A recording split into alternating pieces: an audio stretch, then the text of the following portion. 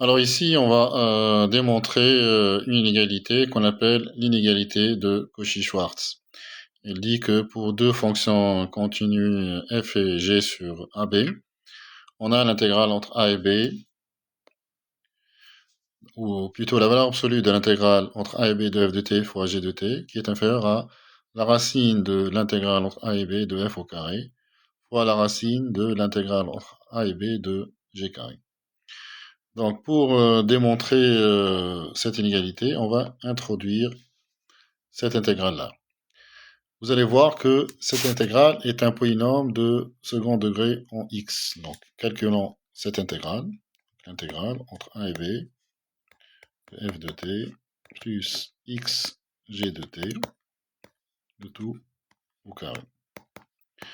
Donc, je vais développer cette quantité. Donc, ça, c'est l'intégrale entre a et b de f au carré plus 2 fois f de t, g de t, g de t, x plus g carré de t, x au carré. Donc, ça me fait, donc l'intégrale, je vais commencer par la fin, donc je vais dire que c'est l'intégrale entre a et b de g carré x au carré dt. Donc, je vais séparer cette intégrale en trois parties. Plus 2 fois l'intégrale entre a et b, f de t, g de t, x, plus l'intégrale entre a et b de f au carré de t. Donc là, puisqu'on intègre par rapport à t, excusez-moi, donc je peux sortir le x à l'extérieur des intégrales. Donc ça me fait l'intégrale entre a et b de g carré, le tout fois x au carré, plus 2 fois l'intégrale entre a et b de f de t, g de t fois x, plus cette quantité où il n'y a pas de x.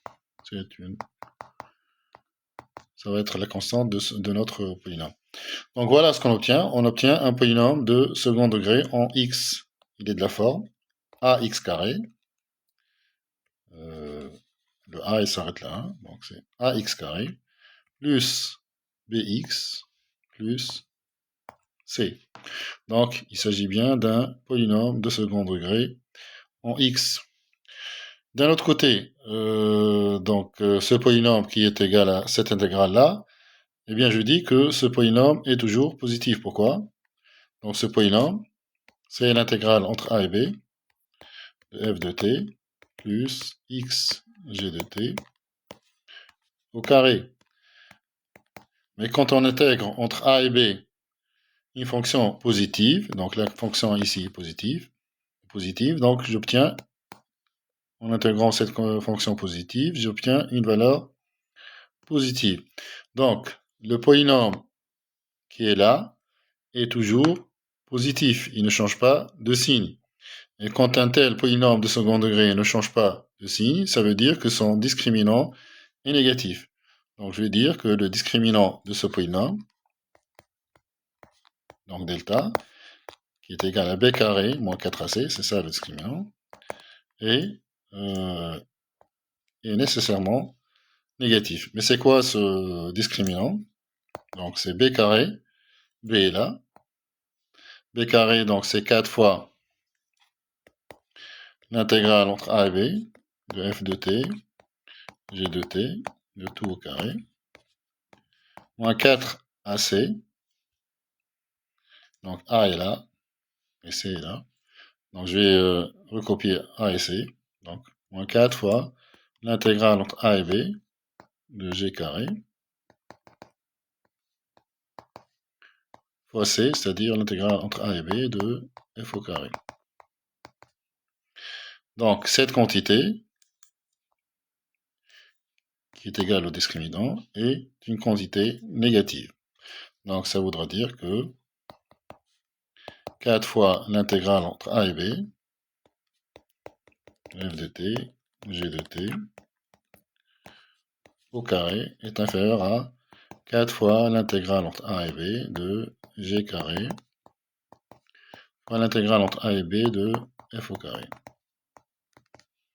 Je veux bien sûr simplifier par 4.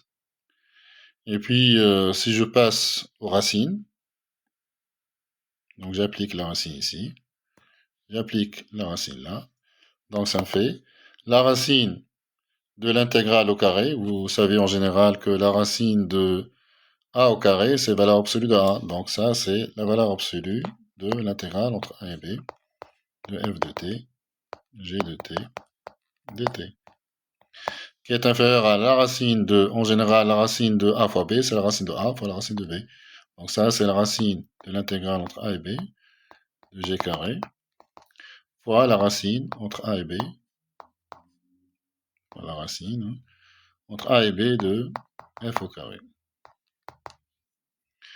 Donc voilà l'inégalité qu'on obtient. Il s'agit bien de l'inégalité de Cauchy-Schwarz. On vient donc de démontrer cette inégalité. J'espère que cette démonstration et que cette inégalité vous seront utiles. N'oubliez pas de liker cette vidéo et de vous abonner à notre chaîne. À bientôt.